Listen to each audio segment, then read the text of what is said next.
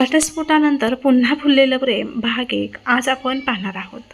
Marathi story hub चॅनलमध्ये तुमचे मनापासून स्वागत आहे। आज आपण ऐकणार आहोत अशी एक हृदयस्पर्शी प्रेमकथा जी आपल्याला शिकवते की प्रत्येक घटस्फोटामागे विश्वासघातच असतो असं नाही।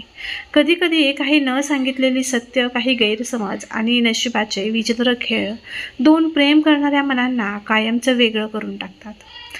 ही आहे अन्वी आणि आर्यन यांच्या आयुष्याची एक सुंदर कथा। एकमेकांवर जीवापाड प्रेम करणारे हे दोन जीव, सुखी संसाराची स्वप्न पाहणारे, पण एका रहस्यमय घटनेने त्यांच्या आयुष्यात अशी वादळं आणली की त्यांच्या नात्यांचा शेवट थेट न्यायालयामध्ये जाऊन झाला। पण खरंच ही त्यांच्या प्रेमाची अखेर होती का, की नियतीने त्यांच्या आयुष्यात अजून एक अनपेक्षित वळण राखून ठेवलं होतं? याच प्रश्नांची उत्तरं तुम्हाला मिळणार आहेत आजच्या या भावनिक आणि रहस्यमय कथेच्या पहिल्या भागामध्ये। म्हणून जर तुम्हाला अशा स्टोरी ऐकायला आवडत असतील तर ही कथा शेवटपर्यंत नक्की ऐका आणि व्हिडिओला एक लाईक करून चॅनल नक्की सबस्क्राईब करा, कारण प्रत्येक भागाच्या शेवटी एक असं सत्य समोर येईल जे तुम्हाला पुढचा भाग पाहिल्याशिवाय शांत बसू देणार नाही। चला तर मग वेळ न घालवता सुरू करूया घटस्फोटानंतर पुन्हा फुललेलं प्रेम भाग 1 ला। काही नाती प्रेमाने जुळतात, काही नशिबाने, पण काही नाती तुटल्यानंतरच त्यांची खरी किंमत कळते। त्या दिवशी न्यायालयाबाहेर प्रचंड पाऊस पडत होता। आकाश जणू कोणाचे तरी दुःख स्वतःमध्ये सामावून घेत रडत होतं। लोक आपापल्या कामामध्ये व्यस्त होते, पण एका तरुणीचं आयुष्य त्या दिवशी पूर्णपणे बदलून गेलं होतं। तिचं नाव होतं अन्वी, वय फक्त 28 वर्ष। चेहऱ्यावर अजूनही निरागस हास्य होतं, पण आज ते हास्य कुठेतरी हरवून गेलं होतं। तिच्या हातात एक फाईल होती आणि त्या फाईलमध्ये 7 वर्षांच्या संसाराचा शेवट लिहिला होता। घटस्फोट मंजूर झाला होता, पण न्यायाधीशांनी शांत आवाजात निर्णय दिला। आणखी काही क्षणातच अन्वी आणि आर्यन यांचं नातं कायद्याने संपलं। कोर्टाच्या पायऱ्या उतरतानाच अन्वीने नकळत मागे वळून पाहिलं। आर्यन अजूनही तिथेच उभा होता। एकेकाळी तिच्या डोळ्यातील अश्रू पाहून अस्वस्थ होणारा तोच माणूस आज मात्र तिच्याकडे एकदाही न पाहता दुसऱ्या दिशेने चालू लागला होता। त्या क्षणी अन्वीच्या डोळ्यातून नकळत 2 अश्रू ओघळले। तिने स्वतःलाच हळू आवाजात विचारलं, खरंच एवढं संपलं का, की अजून काही बाकी आहे? पावसाच्या त्या सरींमध्ये ती एकटीच रस्त्यावरती चालत होती। तिच्याकडे ना घर होतं, ना संसार, ना कोणाची साथ, फक्त काही आठवणी होत्या आणि मनात असंख्य प्रश्न। तेवढ्यात तिचा मोबाईल वाजला। स्क्रीनवर नाव झळकलं, आई। अन्वीने कॉल उचलला। हॅलो आई। समोरून आईचा काळजीयुक्त आवाज आला, बाळा सगळं संपलं का? अन्वी काही क्षण काहीच बोलली नाही। तिच्या घशात शब्द अडकले होते। शेवटी तिने स्वतःला सावरत उत्तर दिलं, हो आई, आजपासून मी पुन्हा एकटी झाले। हे ऐकताच आईच्याही डोळ्यात पाणी आलं। घरी ये बाळा, काही नाही, नको विचार करू। अन्वी शांतपणे हो म्हटलं आणि फोन ठेवला आणि त्यानंतर ती रिक्षात बसली। रिक्षा पुढे निघाली, पण तिचं मन मात्र 7 वर्ष मागे गेलं। कॉलेजचा पहिला दिवस। ग्रंथालयात पुस्तक शोधताना तिची धडक एका मुलाशी झाली होती। तोच होता तो आर्यन। त्याच्या हातातली पुस्तकं खाली पडली। दोघांनी एकाच वेळी ती उचलायला हात पुढे केला आणि पहिल्यांदाच त्याची नजरानजर झाली। त्या एका नजरेनं सुरू झालेली ती गोष्ट आज न्यायालयात येऊन संपली होती। पण अन्वीला अजूनही एक प्रश्न सतावत होता, आपल्या प्रेमाचा शेवट खरंच एवढा सोपा होता, की यामागे अजूनही एखादं असं सत्य दडलं होतं जे तिला कधीच कळलं नव्हतं? रिक्षा भरधाव वेगाने पुढे जात होती, पण अन्वीच्या डोळ्यासमोर मात्र भूतकाळातील प्रत्येक क्षण जिवंत होत होता। 7 वर्षापूर्वी कॉलेजचा पहिला दिवस होता। नवीन वातावरण, नवीन चेहरे आणि मनात थोडी भीती। हातात पुस्तकांची यादी घेऊन अन्वी ग्रंथालयात शिरली। तिला हवं असलेलं पुस्तक वरच्या रॅकमध्ये होतं। ती ते काढण्याचा प्रयत्न करत असतानाच अचानक तिच्या हातातून बाकीची पुस्तकं खाली पडली। सॉरी, माझ्यामुळे पडलं का? मागून एका मुलाचा आवाज आला। अन्वीने मागे वळून पाहिलं। उंच, साधा आणि चेहऱ्यावर नेहमीच हसू असलेला तो मुलगा होता आर्यन। दोघांनी एकाच वेळी खाली पडलेली पुस्तकं उचलली। क्षणभर दोघांचे हात एकमेकांना स्पर्शून गेले आणि अन्वीने पटकन हात मागे घेतला. मी आर्यन, तो हसत म्हणाला. अन्वी एवढंच उत्तर देत ती तिथून निघून गेली. त्या दिवसानंतर कॉलेजमध्ये रोज कुठे ना कुठे त्यांची भेट व्हायची. कधी कॅन्टीनमध्ये, कधी लायब्ररीत, तर कधी कॉलेजच्या गार्डनमध्ये. सुरुवातीला फक्त हसून बोलणं होतं, पण हळूहळू ती मैत्री अधिक घट्ट होत गेली. अन्वीला आर्यनमध्ये एक वेगळाच साधेपणा दिसायचा. तो श्रीमंत नव्हता, पण प्रत्येकाला मदत करणारा आणि स्वतःपेक्षा इतरांचा विचार करणारा होता. कदाचित याच गुणांमुळे अन्वी नकळत त्याच्याकडे ओढली जात होती. एका दिवशी मुसळधार पाऊस सुरू झाला. कॉलेज सुटलं, पण अन्वीकडे छत्री नव्हती. ती बस स्टॉपवर उभी होती. तेवढ्यात आर्यन तिच्यासमोर आला. चल माझ्या छत्रीत ये, नाहीतर तू पूर्ण भिजशील. अन्वीने सुरुवातीला नकार दिला, पण पाऊस वाढतच होता. शेवटी ती त्याच्या छत्रीत आली. दोघे एकाच छत्रीत चालत होते. बाहेर पाऊस कोसळत होता, पण त्यांच्या मनात मात्र एक वेगळीच शांतता होती. तेवढ्यात जोराचा वारा आला आणि छत्री उलटी झाली. दोघेही पूर्ण भिजले आणि काही क्षणांनी एकमेकांकडे पाहून मनापासून हसू लागले. अन्वीला तो दिवस आयुष्यभर विसरता आला नाही. आणि याच दिवसापासून तिच्या मनात आर्यनबद्दल काहीतरी वेगळं निर्माण झालं होतं. काही महिन्यांनी कॉलेजचा वार्षिक कार्यक्रम होता. कार्यक्रम संपल्यानंतर आर्यनने अन्वीला कॉलेजच्या गार्डनमध्ये बोलावलं. त्याच्या हातात एक लाल गुलाब होता. तो थोडासा घाबरलेला दिसत होता. अन्वी, मला माहीत नाही तू काय उत्तर देशील, पण मी माझ्या मनातलं आता लपवू शकत नाही. अन्वीच्या हृदयाचे ठोके वाढले. आर्यन पुढे म्हणाला, मी तुझ्यावर खूप प्रेम करतो. आयुष्यभर माझी साथ देशील का? हे ऐकताच अन्वीच्या डोळ्यात आनंदाश्रू आले. तिने काहीच न बोलता हसत त्या गुलाबाचा स्वीकार केला. त्या एका क्षणाने दोन हृदयांची प्रेमखाणी सुरू झाली. पण त्यांना अजून माहीत नव्हतं की त्यांच्या प्रेमावर अशी एक वादळ येणार होते, जी केवळ त्यांचं नातंच नाही तर संपूर्ण आयुष्य बदलून टाकणार होते. त्या दिवसानंतर अन्वी आणि आर्यनचं नातं आणखी घट्ट होत गेलं. कॉलेजमधील प्रत्येक छोट्या छोट्या आठवणी त्यांच्या आयुष्याचा सुंदर भाग बनत होत्या. सकाळी कॉलेजच्या गेटवर भेटणं, कॅन्टीनमध्ये एकाच कपातून चहा पिणं, परीक्षेच्या आधी एकमेकांना अभ्यासात मदत करणं आणि संध्याकाळी बस स्टॉपवर उभं राहून तासंतास गप्पा मारणं, या सगळ्यात त्यांचं प्रेम दिवसेंदिवस हे अधिक गहिरं होत होतं. आर्यन नेहमी म्हणायचा, अन्वी, आयुष्यात काहीही झालं तरी मी तुझा हात कधीच सोडणार नाही.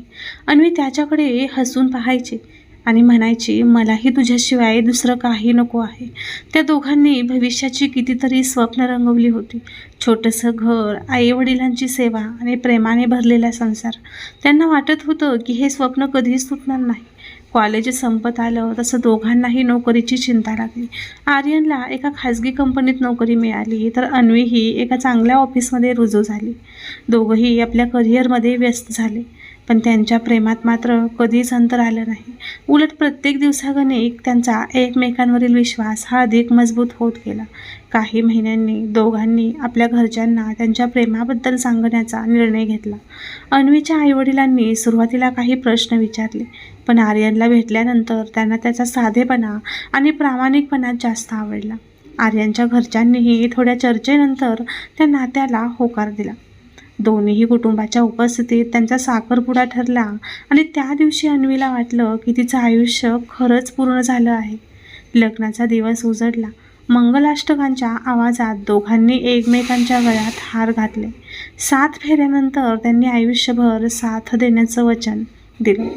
आणि त्या दिवशी आर्यनने अन्वीच्या कानात हळूच म्हटलं, आजपासून तुझ्या डोळ्यात अश्रू आले तर त्याचं कारण मी कधीच होणार नाही. हे ऐकून अन्वीच्या डोळ्यात आनंदाश्रू आले. तिला काय माहिती, काळाने तिच्यासाठी वेगळंच काहीतरी लिहून ठेवलं होतं. लग्नानंतरची पहिली 2 वर्ष त्यांच्या आयुष्यातील सर्वात सुंदर वर्ष होती. दोघे नोकरी, घर आणि छोट्या छोट्या आनंदात रमून गेले होते. प्रत्येक सण, प्रत्येक वाढदिवस आणि प्रत्येक छोटा क्षण ते मनापासून साजरा करायचे. त्यांच्या आनंदाकडे पाहून सगळ्यांनाच वाटायचं, यांच्यासारखा संसार प्रत्येकाला मिळावा. पण आनंदाच्या या प्रवासात एक दिवस असं काही घडलं ज्याने त्यांच्या आयुष्याची दिशाच कायमची बदलून टाकली. एका अनोळखी नंबरवरून आलेला एक फोन आणि त्या फोन नंतर आर्यनच्या वागण्यात अचानक बदल दिसू लागला. पूर्वीसारखा हसणारा, प्रत्येक गोष्ट अन्वीसोबत शेअर करणारा आर्यन आता शांत राहू लागला होता. वारंवार काहीतरी लपवत असल्यासारखा वाटत होता. अन्वीने अनेकदा विचारलं, आर्यन सगळं ठीक आहे ना? पण प्रत्येक वेळी तो फक्त एवढाच म्हणायचा, ऑफिसचा ताण आहे, काही दिवसांनी सगळं ठीक होईल. अन्वीने त्याच्यावर विश्वास ठेवला, मात्र तिच्या मनात एक छोटासा संशयाचं बीज रुजलं होतं आणि तिलाही कल्पना नव्हती की हेच बीज पुढे त्यांच्या संसाराला हादरवणार होतं. दिवस पुढे सरकत होते, पण आर्यनमधला बदल दिवसेंदिवस अधिक स्पष्ट दिसू लागला. पूर्वी ऑफिसमधून घरी येताच तो अन्वीसोबत बसून दिवसभराच्या गप्पा मारायचा. आता मात्र तो घरी आल्यावर थेट आपल्या खोलीत जायचा, मोबाईलवर कोणाशी तरी कुजबुजत बोलायचा आणि अन्वी जवळ आली की लगेच कॉल कट करायचा. हे सगळं पाहून अन्वीचं मन जरा अस्वस्थ होऊ लागलं. एक संध्याकाळी अन्वीने त्याच्या आवडता स्वयंपाक केला. दोघांनी शांतपणे जेवण सुरू केलं. काही क्षणांनी ती हळू आवाजात म्हणाली, आर्यन, आपण आधीसारखं राहिलो नाही आहोत. जर काही अडचण असेल तर मला सांग, आपण दोघं मिळून प्रत्येक संकटांचा सामना करू. आर्यन काही क्षण तिच्याकडे पाहत राहिला, पण पुन्हा एकदा तोच शब्द उच्चारला, काही नाही अन्वी, फक्त कामाचा ताण आहे. अन्वीने विषय तिथेच सोडून दिला, पण तिच्या मनाला समाधान मिळालं नाही. त्या रात्री तिला बराच वेळ झोप लागली नाही. तिच्या मनात एकच प्रश्न घुमत होता, आर्यन माझ्यापासून काय लपवत आहे? दुसऱ्या दिवशी सकाळी आर्यन घाईघाईने ऑफिसला निघाला. त्याच्या घाईत मोबाईल सोफ्यावरच राहिला. काही क्षणांनी त्या मोबाईलवर एक मेसेज आला. स्क्रीनवर फक्त एवढंच दिसत होतं, आज भेटणं खूप गरजेचं आहे, उशीर करू नकोस. अन्वीने मेसेज उघडण्याचा प्रयत्न केला नाही. तिने स्वतःला थांबवलं, कारण विश्वास हा नात्यांचा पाया असतो हेच तिला नेहमी वाटायचं.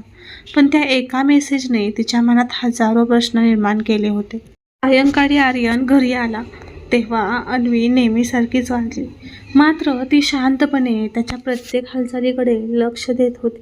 आर्यन जेवण झाल्यावर पुन्हा बाहेर जाण्याची तयारी करू लागला. ऑफिसचं एक महत्त्वाचं काम आहे एवढंच सांगून तो निघून गेला. अन्वी बराच वेळ खिडकीत उभी राहून त्याची वाट पाहत होती. तिच्या मनात दोन विचारांची लढाई सुरू होती. एक मन म्हणत होतं आर्यनवर विश्वास ठेव, तर दुसरं मन म्हणत होतं सत्य जाणून घेणं हे तितकंच महत्त्वाचं आहे. शेवटी तिने एक निर्णय घेतला.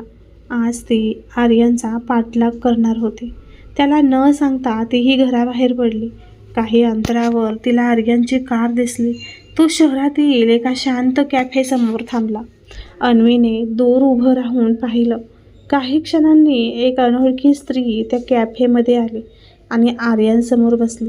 दोघे गंभीरपणे बोलत होते, पण त्या स्त्रीच्या डोळ्यात अश्रू होते आणि आर्यन तिचं सांत्वन करत होता. हे दृश्य पाहताच अन्वीच्या पायाखालची जमीनच सरकली. तिच्या डोळ्यात पाणी आलं, पण तिने आत जाऊन कोणताही गोंधळ घातला नाही. ती शांतपणे तिथून निघून गेली. तिला वाटलं कदाचित माझा संसार आज खऱ्या अर्थाने तुटायला सुरुवात झाली हो.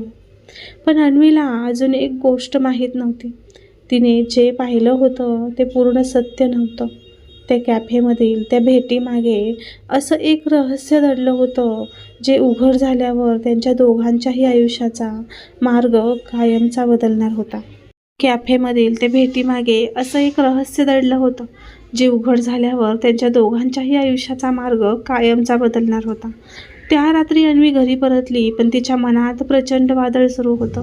आर्यनने तिला फसवलं आहे ही भावना तिच्या मनात खोलवर घर करू लागली होती. तरीही तिने कोणताही निर्णय घाईघाईने घ्यायचा नाही असं स्वतःला सांगितलं.